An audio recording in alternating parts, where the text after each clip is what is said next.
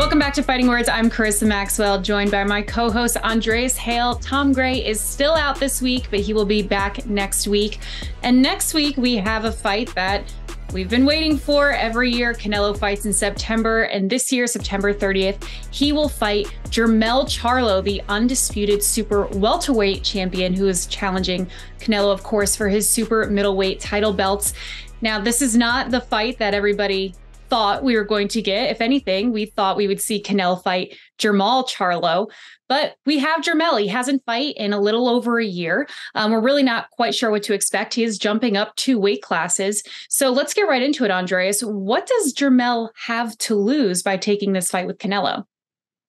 Nothing really. I mean, the reality is that jumping up 2 weight classes is almost unheard of in itself. And you're jumping up 2 weight classes to fight a pound for pound great.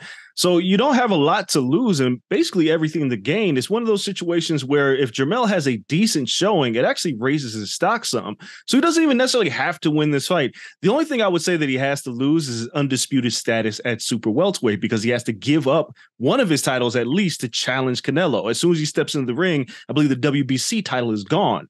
So he won't be undisputed anymore at super welterweight. So that's what he has to lose. But he has everything to gain in this. And I know a lot of people are going to say, you know, why is he doing this? Or why didn't he fight Tim Tszyu and defend his titles? Or why does he fight Terrence Crawford? But you're fighting the biggest star in the world. It's still the face of boxing. You roll the dice and take your chances. He really has nothing to lose. And as you mentioned, he is undisputed in his current weight class, as is Canelo. And this will be the first undisputed versus undisputed matchup in the 4-belt era for men anyway. So if Jermell were to win this fight, he would join a very elite club consisting of Terrence Crawford and Clarissa Shields to be undisputed in 2 weight classes. But that means he has to win.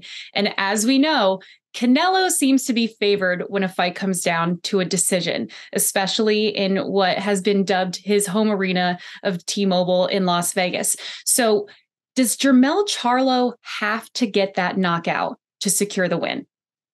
Man, it sure feels like it. Like, you look at the history of Canelo's decisions in Vegas. You go all the way back to when he fought Floyd Mayweather and that inexplicable 114 scorecard by CJ Ross, who had to step down after that egregious scorecard because everybody had Floyd Mayweather winning at least 9 rounds.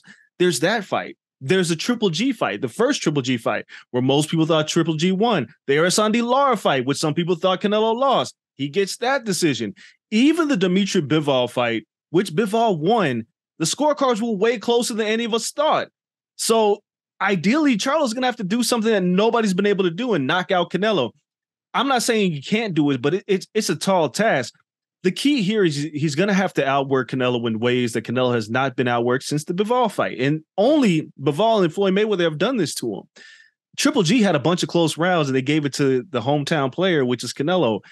I don't see a scenario that Charlo wins the decision. I would be stunned, but that would also speak highly to how much Canelo is falling off. If he loses a decision, that means not only was he outworked, but he was outworked in ways that Vegas couldn't even figure out how to give him the fight.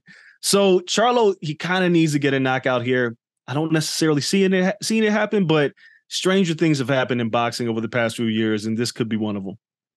And as we said, Jermell's taking a huge risk by jumping up these 2 weight classes to fight Canelo, who many believe, you know, he is the face of boxing, but he is one of the best fighters in the sport. So for Jermell, you kind of said there's not really much for him to lose other than maybe that undisputed title, but there's a path forward for him to continue, win or lose. So what would you say would be the next best step for Jermell if he beats Canelo or if he does lose in decision by Canelo?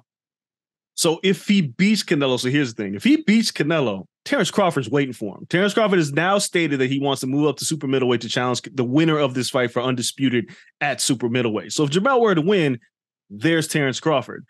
If Jermell loses, though, things get interesting because he moved up 2 weight classes.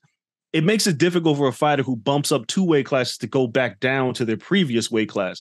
I'd be curious if Jermell could make it back down to 54 to defend the titles that he still has. And if he's not undisputed, does Terrence Crawford still want that fight? I think the world wants it, but does Terrence Crawford still want that fight? If Terrence Crawford sees that Jermell has lost that fight, Terrence Crawford's going right past Jermell and fighting Canelo. I don't know where that leaves Jermell. Maybe he ends up fighting Tim Tszyu in a fight that we wanted to see in the first place.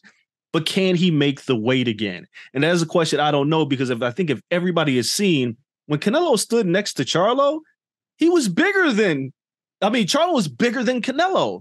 So at 168, he may be more comfortable there, and he may stay there. He may go down to 60, but he's got plenty of options. But he just kind of has to win this fight to see them play out. Otherwise, I think if he loses, his best bet is to fight Tim Tszyu in a fight that everybody wants to see, for possibly what would be Undisputed, to unify those titles all over again. But the path is murky, man. And this fight is messing up a lot of things right now, because a lot of people wanted Terrence Crawford to fight Charlo next. But here's Charlo fighting Canelo. And we wanted Canelo to fight David Benavidez. But here's Canelo fighting Charlo. These two are messing up everything, and hopefully he can get sorted out after September 30th. Well, let's look back to previous conversations we've had throughout the course of the year where, again, we thought Canelo was going to fight Benavidez. We thought he was going to fight Jermall. There were all of these opponents that we thought we were going to see him fight, and we're getting Jermell, which, okay, great fight. But fighting someone who is, again, jumping up 2 weight classes, who does not have much to lose. Let's say Jermell wins. What's next for Canelo? Because he's already messed up things by taking this fight over Benavidez. So is this the end of the Canelo dominance era? Because how can he jump back from a loss to Jermell Charlo? Yeah, it does kind of signal the end of the Canelo dominance era. It's interesting, because if Canelo loses this fight, now that means he lost to Dimitri Bivol, didn't have a great showing against Gennady Golovkin, didn't have a great showing against John Ryder, and then he loses to Charlo. That means a man who is not even 35 yet is clearly on the downside of his career. And I don't know where he goes, because he can't really make 160 pounds. And at 168 pounds, he's beaten pretty much everybody. I would assume there's a rematch clause, because even if Charlo does win, if he were to win a decision, there would be some controversy there. So maybe there's an immediate rematch. He's not moving back up to light heavyweight to fight Dimitri Bivol. Bivol only wanted to fight him at super middleweight. I don't know what happens to Canelo if he loses this fight. But the reign of dominance and him as the face of boxing is going to the wayside. And that argument that Gervonta Davis had to be the face of boxing is actually elevated. But then the true face of boxing is now Terrence Crawford. Not even Jermell Charlo. It becomes Terrence Crawford. So Canelo has everything to lose on September 30th. It is a risky fight for him. Even though he's fighting a man who's jumping up 2 weight classes, he hasn't looked great in his last 3 performances. And if he doesn't look great in the 4th one, it is the end of the Canelo era. Well, you'll be on location next week for that fight, and I'm sure you'll be, getting all the inside scoop to see how they look in the ring for the media workouts. Not that, we really get much from those, but there's a lot at stake next week. It's September 30th, T-Mobile Arena in Las Vegas on Showtime pay-per-view. Canelo Alvarez versus Jermell Charlo for the undisputed super middleweight title.